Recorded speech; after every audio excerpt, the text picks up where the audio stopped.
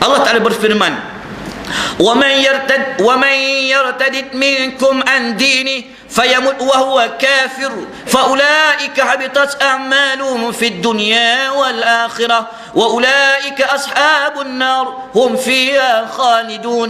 Sesiapa antara kamu yang murtad dari agamanya lalu dia mati dalam keadaan kafir, maka orang demikian rosak binasalah amal usahanya yang baik di dunia dan di akhirat, serta mereka itulah ahli neraka, mereka kekal di dalamnya buat selama-lamanya. Dia panggil murtad.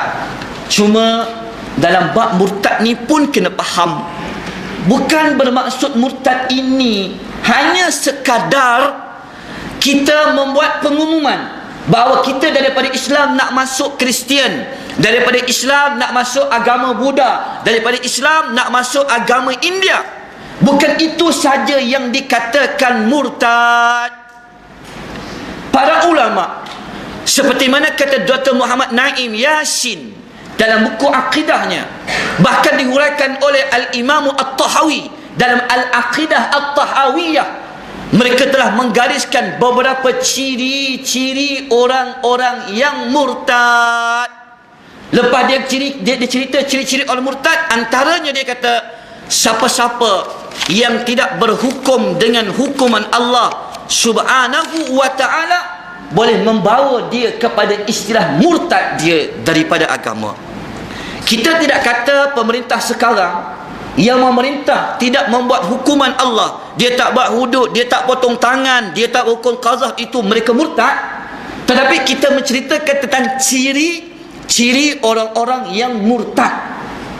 Sebab tu kalau orang-orang yang begini, kita panggil dia, kita tanya soalan kepadanya, kita tanya pendetilan, kenapa anda yang mendapat kuasa ini dan anda adalah Muslim, anda mempunyai kuasa, tidak mahu melaksanakan hukum-hukum Allah di dalam Al-Quran? Seandainya jawapannya ia tidak sesuai untuk dilaksanakan, ataupun di sana ada nada-nada yang mempersendakan hukum ini, dia boleh membawa kepada istilah murtad dia daripada agama. Saya baca satu bab, tuan boleh dapatkan buku hijau ni. Buku ni pun dia warna hijau, saya pun tak tahu kenapa. Dr. Muhammad Naim Yasin, dia kata macam ni. Dia kata penulis syarah Aqidah At-Tahawiyah berkata, di sini ada satu perkara yang harus difahami, iaitu menghukum dengan selain daripada hukum Allah kadang-kadang membawa kepada kufur dan terkeluar dari Islam. Hukum demikian adalah menurut keadaan hakim itu. Sekiranya ia beriktikad bahawa berhukum dengan hukum Allah tidak wajib, boleh dipilih, atau ia dibuat ringan-ringan, padahal ia yakin bahawa itu adalah hukum Allah, maka sikap demikian itu adalah kufur yang nyata. Tuan-tuan yang dirahmati dan dikasihi oleh Allah Subhanahu wa ta'ala, saya tekankan bab ini sebab dia tak, masyarakat sekarang ni dia tak faham tentang ciri murtad tu bagaimana, ciri-ciri orang yang kufur kepada Allah tu macam mana. Sebab benda ini diberi penekanan, sebab seandainya manusia-manusia yang sebegini termasuk dalam ciri-ciri tersebut, dia mati dalam keadaan tersebut, dia termasuk dalam golongan orang yang Tuhan akan hapuskan amalan baik dia. Tak guna dia solat, tak guna dia haji, tak guna dia berpuasa, tak guna dia berzakat, apa saja amalan baik, kalau dia murtad, kalau dia kufur, kalau dia syirik, Tuhan sudah tidak mengira semua amalan tersebut. Kerana kunci utamanya adalah tidak melakukan kekufuran, kesyirikan dan murtad daripada agama Allah Subhanahu wa ta'ala. Tuan-tuan, mari sama-sama kita hayati ayat surah Al-Ma'idah ayat 49 hingga ayat 50. Muka surat yang keempat. Apa kata Allah Subhanahu wa ta'ala? Wa anihkum bainahum bima anzalallahu wa la tattabi' ahwa'ahum wahzarhum an yaftinunak an ba'di ma anzalallahu ilaik fa in tawallaw fa'lam annama yuridu Allah an yusibahum bi ba'di zunubihim wa inna katsiran minan nasi lafasiqun. Apa kata Allah?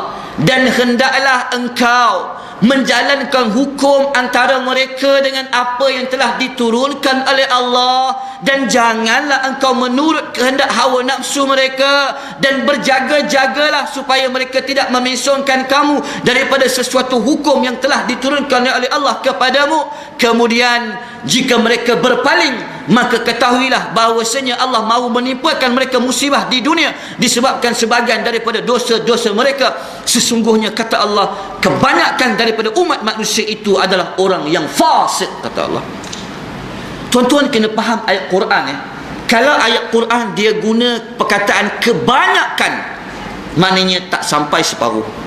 Maknanya ramai umat manusia ni, kata Allah, yang fasik dia, melakukan dosa kepada Allah Subhanahu wa ta'ala. Dan Tuhan sambung ayat 50, afa hukmal jahiliyyati yabghun wa man ahsanu minallahi hukman liqaumin yuqinun. Adakah mereka berkehendak lagi kepada hukum jahiliyah, padahal bagi orang-orang yang benar-benar yakin kepada Allah, tidak ada sesiapa yang boleh membuat hukum yang lebih baik daripada hukuman Allah. Ayat ni tak jumpa ke? Tiap-tiap tahun buat tilawah Al-Quran, peringkat antarabangsa, hafazan Al-Quran, peringkat kebangsaan, tak jumpa ayat ni. Tak faham ke? Tak faham ayat ni Tuhan kata apa dalam Al-Quran. 50 tahun sudah mencapai kemerdekaan, ayat 49 ni, ayat 50 ni tak faham. Surah Al-Ma'idah. Tuan-tuan, Al-Imam Ibn Katsir, tuan-tuan, saya baca ayat Al-Quran, saya tidak membawa pendapat mana-mana insan pun. Kalau tuan-tuan baca dalam ulama-ulama tafsir, antaranya Al-Imam Ibn Katsir. Al-Imam Ibn Katsir seorang ulama hebat dalam mazhab Al-Imam Syafi'i. Dia hurai ayat 50 tu panjang lebar, saya tak mau baca. Cuma dia kata begini, dia sebutkan bahawa wa fiha katsirun min al-ahkami akhadhaha min mujarradi nazarihi wa hawahu. Dia kata ramai orang mengambil hukum-hukum mengikut hawa nafsu mereka. Kemudian dia kata yuqaddimunaha 'ala al-hukmi bi kitabillahi wa sunnati Rasulillah sallallahu alaihi wasallam. Mereka mendahului hukum Allah, mendahului hukum daripada apa dalam Al-Quran dan sunnah Nabi sallallahu alaihi wasallam. Dan penghujungnya dia kata wa man fa'ala zalika minhum, sesiapa yang melakukan perbuatan demikian, fahuwa kafirun, maka dia kafir, yajibu qitaluhu hatta yarji'a ila hukmillahi wa rasulihi, maka wajib ke atasnya kita membunuhnya, memeranginya, sehinggalah dia kembali kepada hukum Allah dan Rasul sallallahu alaihi wasallam. Fala yahkumu siwahu fi qalilin wala kasirin. Dia kata tidak boleh berhukum selain hukum Allah, walaupun sedikit ataupun dia banyak. Bukan saya kata, saya baca pandangan Al-Imam Ibn Katsir rahimahullah, seorang yang jaga